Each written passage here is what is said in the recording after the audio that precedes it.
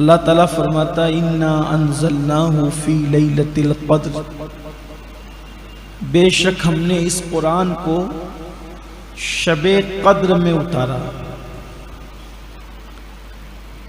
تو اب شب قدر میں قرآن کو اتارا گیا تو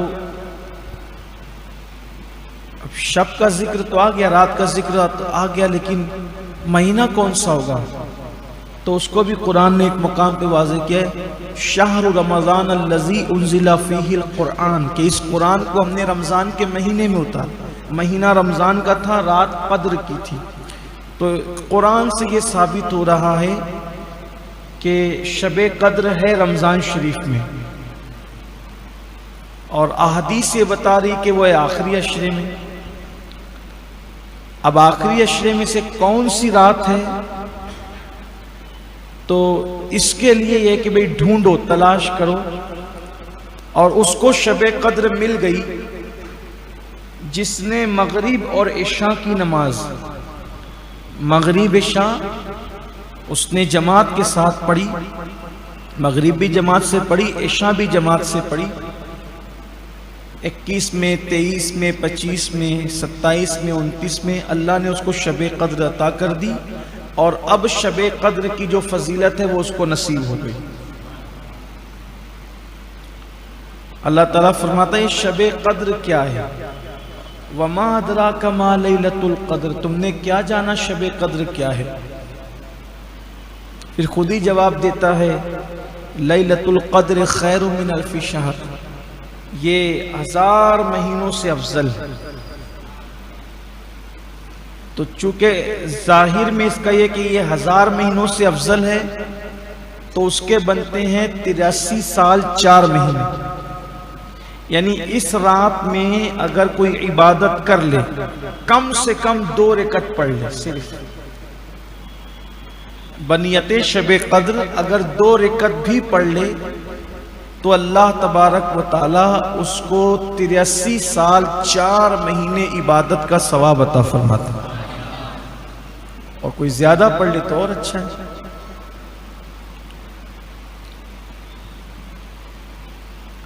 اب تو چونکہ پورا مہینہ رخصت ہو گیا، آپ سے گزارش کرتا ہوں کہ اگر آئندہ اللہ زندگی دے، 21، 23، 25، 27، 29 ان طاق راتوں میں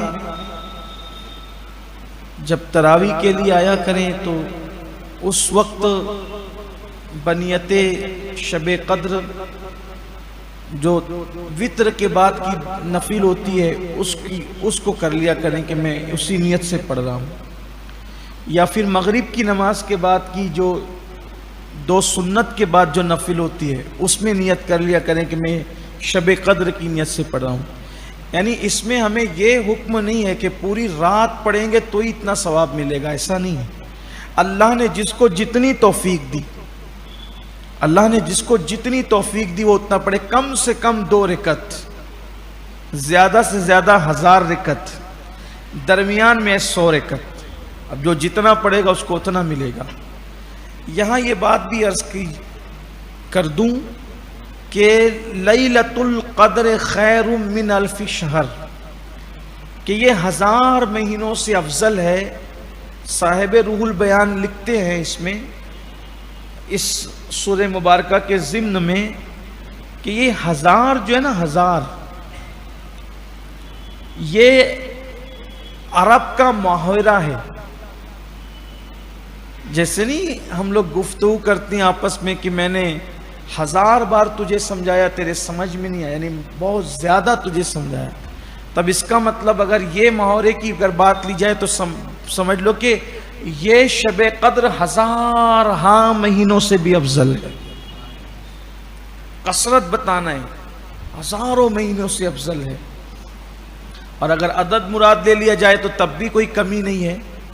اس سورہ مبارکہ کے شان نزول کی وجہ یہ بنی، شاہ عبدالعزیز محدث دہلوی فرماتے ہیں کہ حضور اکرم صلی اللہ علیہ وآلہ وسلم کو خیال آیا کہ اور انبیاء کرام کی امتوں کی عمر بہت طویل ہوئی، کوئی 500 سال، کوئی 1000 سال کا ہوا، کوئی 300 سال کا ہوا، یعنی ایسی لمبی لمبی عمر لوگوں نے پائی۔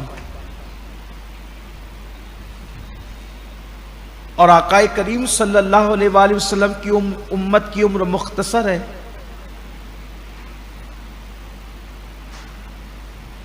60-70 سال میں تو اکثر لوگ چلے ہی جا رہے ہیں آج کل. اور جو لوگ اگر 60 سے زیادہ جی لیں تو سمجھ لیں کہ پھر کرم کی بات ہے، اچھی خاصی عمر ان کی ہے. 80 کے بعد مشکل سے کوئی جی پاتا ہے. بہت کم لوگ 90 تک یا 100 تک جاتے ہیں، بھی ان کی تعداد بہت کم ہو گئی ہے. تو حضور اکرم صلی اللہ علیہ وآلہ وسلم کو احساس ہوا کہ ان کی عمریں بہت زیادہ، میری امت کی عمر کم. تو وہ لوگ سینکڑوں سال عبادت کر رہے ہوں گے اور میری امت کی عبادت کم ہوگی. دیکھو امت سے پیار کتنا ہے. سوچ رہے تھے، خیال آ گیا تو اللہ تبارک و تعالیٰ نے محبوب پر پھر سورہ قدر نازل فرمایا. پیارے حبیب، آپ کی امت کو ایک رات ایسی دیں گے سال میں کہ اگر اس میں کوئی عبادت کر لے تو پھر اس کو 1000 مہینے سے زیادہ. اچھا، یہ 1000 مہینے کی قید نہیں ہے کہ 1000 مہینے کے برابر ہے. خیر من 1000 شہر، یہ 1000 مہینے سے بہتر. اب کتنی بہتر ہے یہ بہتر کرنے والا جانتا ہے. محمد صلی اللہ علیہ وآلہ وسلم نے فرمایا کہ جو شب قدر میں بخش دیا گیا، اور شب قدر میں سبھی بخش دیے جاتے ہیں، شب قدر میں سبھی کی نجات ہو جاتی ہے، اور جو شب قدر میں نہ بخشا گیا اس سے بڑا محروم اور بدبخت تو کوئی ہو ہی نہیں سکتا. اور جو شب قدر میں محروم رہا وہ ہمیشہ محروم ہے، وہ محروم ہی ہے. تو شب قدر میں میرا اللہ سب کو بخش دیتا ہے، سب کی مغفرت فرما دیتا ہے. لیکن حدیث پاک میں آتا ہے کہ کچھ لوگ ایسے ہیں بدترین قسم کے کم نصیب، جن کو اللہ تعالیٰ نہیں بخشتا. ان کے نام میں پڑھ دیتا ہوں، اللہ کرے ان میں سے ہم نہ ہو. یعنی بغیر توبہ کے اللہ سب کو بخش دیتا ہے. اس رات توبہ کے بغیر اللہ سب کو بخش دیتا ہے، لیکن کچھ ایسے بھی ہوتے ہیں جن کو اللہ معاف نہیں کرتا. لیکن وہ لوگ بھی جن کے نام پڑھے جا رہے ہیں، وہ لوگ بھی اگر توبہ کر لیں تو اللہ ان کو بھی بخش دے گا. اگر وہ بھی توبہ کر لیں اللہ ان کو بھی بخش دے گا. یہ میں نے کئی کتابوں کا ایک نچوڑ ہے، کیونکہ کسی حدیث میں 3 لوگوں کا نام آیا ہے، کسی حدیث میں 5 لوگوں کا نام آیا ہے، تو ایسے وہ پورا ہم نے اس کو جوائنٹ کرنے کی کوشش کی ہے. کن کن کو نہیں بخشا جاتا؟ نمبر 1، آپ درود شریف پڑھنے ایک مرتبہ.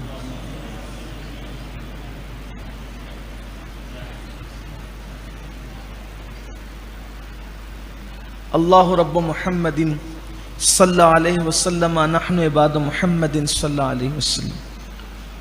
جو لوگ اپنے گھروں میں تصاویر لگاتے ہیں، جن کے گھروں میں تصویریں ہوتی ہے، جاندار کی تصویر، اللہ تعالیٰ ان کی بخشش شب قدر میں بھی نہیں فرماتا.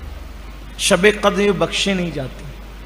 آپ برا نہیں ماننا، میں آپ کو ایک بات بطور آپ کے خیر کے لیے، اچھی لگے تو لینا، نہیں اچھی لگے تو کم از کم یہی چھوڑ کے چلے جانا، کوئی فتنہ نہیں کرنا.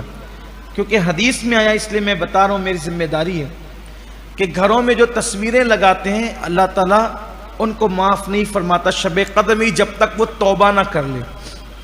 آج کل ہم یہ دیکھتے ہیں کہ لوگ عقیدت میں، محبت میں پیروں کی تصویر، ماں باپ کی تصویر، علماء کی تصویر اپنے گھروں میں آویزہ کرتے ہیں، جبکہ حدیث پاک ہے کہ جس گھر میں تصویر ہوگی اور جس گھر میں کتا ہوگا اس گھر میں رحمت کے فرشتے بھی نہیں آئیں.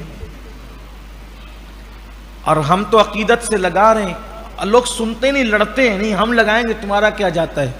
ہمارا کچھ نہیں جاتا. ہمیں تو آپ کو صحیح مشورہ دینا ہے، ہم آپ کو صحیح مشورہ دینا چاہتے ہیں. اپنے پیروں کی تصویر اپنے گھروں میں فریم کر کے مت لگاؤ، اپنے علماء کی تصویر مت لگاؤ، بلکہ اس میں پیر کی بھی توہین ہے.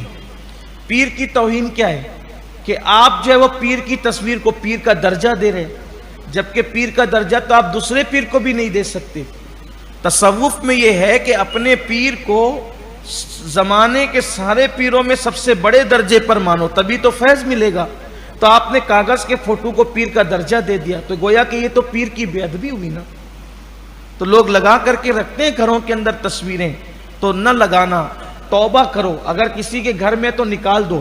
بعض لوگ تو یہ بھی کہ یہ غوث پاک ہے, یہ غریب نواز ہے, یہ بابا فرید ہے, خیالی تصویریں لگا کر کے رکھتے ہیں.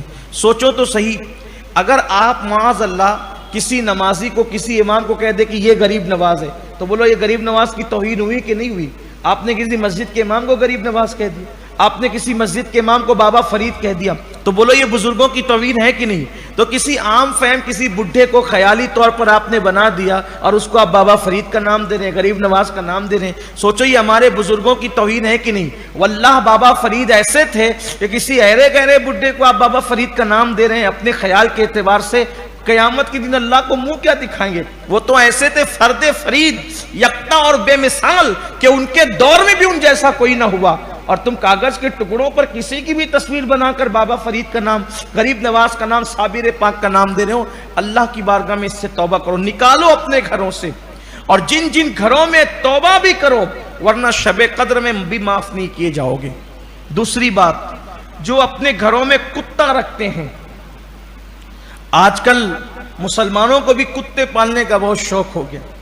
اگر چور کی وجہ سے اپنے کھیتوں میں, اپنے باغوں میں اور کوئی ایسے حالات بنتے ہیں کہ جہاں علماء رکھنے کی اجازت دیتے تب تو عذر ہے, بلا عذر شرعی شوق سے لوگ کتے پال رہے ہیں گھروں کے اندر. اب تو یہ حال ہو گیا کہ کوئی ایران سے بلی لا رہا ہے, کوئی عراق سے بلیاں لا رہا ہے, پال رہے ہیں لوگ. بیوی کو مار پیٹ کرتے ہیں, بلیاں پالتے ہیں, بلیوں کے نخرے اٹھاتے ہیں. یہ قوم کا حال ہے. اللہ کے بندے, بلی کا حق نہیں ہے تجھ پر, پہلے بیوی کا حق ہے. بیوی کو تو طلاق دے کے گھر سے نکال رہے ہو, بیوی کو تو مار رہے ہو, اور اتنی دور دور سے اتنی مہنگی مہنگی بلیاں لا کر پال رہے ہو. میں بلی پالنے کو ناجائز و حرام نہیں کہہ رہا ہوں, لیکن یہ جو فضول خرچی کرتے ہو, ایک ایک بلی 1-1 لاکھ کی, 5-5 لاکھ کی, یہ صورتحال ہے. سوچو تو صحیح. اب بھی مسلمانوں کے بچے کچھ ایسے بھی ہیں جن کو عید پر نئے کپڑے نصیب نہیں ہیں, یہ حال ہے, اور ہم 5-5 لاکھ کی بلیاں خرید کے لا کے گھر میں پال رہے ہیں. عجیب شوق ہے. دولت آئی تو نئے نئے شوق بھی آ رہے ہیں, لیکن یاد رکھنا فضول خرچی کو اللہ پسند نہیں فرماتا. تو جو لوگ کتے گھروں میں رکھتے ہیں اللہ شب قدر میں ان کی بھی مغفرت نہیں فرماتا. پھر اس کے بعد جن پر غسل جنابت فرض ہوں, جن پر غسل جنابت فرض ہوں, اللہ تبارک و تعالی, اور وہ لوگ غسل کرنے میں دیر کریں یا غسل نہ کریں, اس میں سستی کریں, ناپاک پھرتے رہیں ادھر ادھر, اللہ شب قدر میں ان کی بھی مغفرت نہیں فرماتا. عادت بناؤ کہ جس وقت غسل جنابت فرض ہو تو جلدی سے جلدی غسل کرو, اس میں بلا وجہ تاخیر نہ کرو, بلا عذر شرعی اس میں تاخیر نہ کرو, اس میں جو ہے وہ جلدی سے غسل کرنے میں عجلت سے کام لیا کرو. پھر اس کے بعد جن پر زکوٰۃ فرض ہو اور وہ زکوٰۃ ادا نہیں کرتے, شب قدر میں اللہ ان کی بھی مغفرت نہیں فرماتا. اسی طرح سے جو لوگ کسی کو ناحق قتل کر دیں, کسی کا خون کر دیں, کسی کا مرڈر کر دیں, ان لوگوں کی بھی اللہ شب قدر میں مغفرت نہیں فرماتا. یہاں تو بکری پہ سے جھگڑا ہوتا ہے اور مرڈر ہو جاتا ہے. یہاں تو تیرے میرے آنگن میں کچرا نہ ڈالنا, میں تو میرے آنگن میں, میں تیرے آنگن میں نہیں, اس پہ بھی لوگ جو وہ معاذ اللہ ایک دوسرے کو قتل کر دیتے. تو نے الیکشن میں فلاں کا کام کیوں کیا تھا اور تو نے کیوں کیا تھا, اس پہ بھی قتل ہو رہا ہے. مالیگاؤں کا حال یہ ہو رہا ہے. گنبد و مینار کے شہر کو لوگوں نے کیا بنا دیا. صرف اوپر اوپر سے مسلمانوں کے اندر بھی کچھ دین ہے, کچھ تو لوگ غیرت کرتے, کچھ تو لوگ ایمان کا خیال کرتے, اللہ کی بارگاہ میں کھڑے ہونے کا کچھ تو تصور کرتے. سب کچھ آج صرف دادا گیری ہو گئی, دولت ہو گئی, مال ہو گیا, بس یہ سب کچھ چل رہا ہے. جس کے پاس مال آیا وہ جو جی چاہے میں جو جی میں آئے گا کرے گا, جس کے پاس قوت اور طاقت آئی وہ جو جی میں آئے گا کرے گا. اللہ کی بارگاہ میں ایک دن کھڑے ہونا ہے. اپنی طاقت کا, اپنی دولت کا غلط استعمال مت کرو. جس نے کسی کو ناحق قتل کیا اللہ تعالیٰ شب قدر میں اس کی بخشش نہیں فرماتا. اسی طرح سے جو رشتہ داروں سے تعلقات توڑ دیتے ہیں, قطع کر دیتے ہیں, رابطے منقطع کر دیتے ہیں, اللہ ان کی بخشش نہیں فرماتا. بے شمار لوگ ہیں بہن سے بات بند، بھائیوں سے بات بند، چچاؤں سے بات بند، پھوپھیوں سے بات بند، خالاؤں سے بات بند، یہ سب رشتہ دار ہیں، رشتوں کو منقطع نہ کرو۔ حدیث پاک میں آیا ہے جو رشتے توڑتا ہے اس کا ایمان ایسے موڑ دیا جاتا ہے جیسے وستورے سے بال موڑ دیے جاتے ہیں۔ بلا وجہ رشتوں کو نہ توڑا کرو۔ یہاں تو شادی میں اگر کارڈ لیٹ پہنچا اس سے بھی لوگ رشتے توڑ دیتے ہیں، چھوٹی چھوٹی باتوں پہ رشتے توڑ دیتے ہیں۔ رشتے نہ توڑا کرو، رشتے جوڑا کرو۔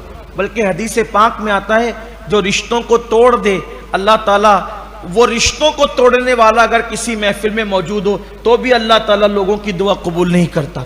ایک مرتبہ حضرت سیدنا ابو ہریرہ ملک شام تشریف لے گئے تو لوگوں نے کہا کہ آپ ابو ہریرہ صحابی رسول ہیں، آپ لوگوں کے لیے دعا کر دیں۔ فرمایا کہ میں دعا ضرور کروں گا، لیکن پہلے محفل سے اس کو باہر کرو، ان لوگوں کو جو رشتے توڑنے والے ہیں۔ تو پوری محفل میں کوئی ایسا بندہ نہ تھا جو رشتوں کو توڑنے والا ہو، صرف ایک بندہ تھا جس کا اس کی پھوپھی سے رشتہ ٹوٹا ہوا تھا، بات چیت بند تھی۔ فرمایا اٹھ کر کے جا، یا تو جا کے صلح کر یا تو محفل سے باہر نکل۔ وہ گیا اور جانے کے بعد اس نے پھوپھی سے معافی مانگی کہ مجھے ابو ہریرہ رضی اللہ تعالیٰ عنہ نے اپنی محفل سے باہر کر دیا ہے کہ جو رشتوں کو توڑنے والا میری محفل میں جب تک موجود ہوگا اس وقت تک میں دعا نہیں کروں گا۔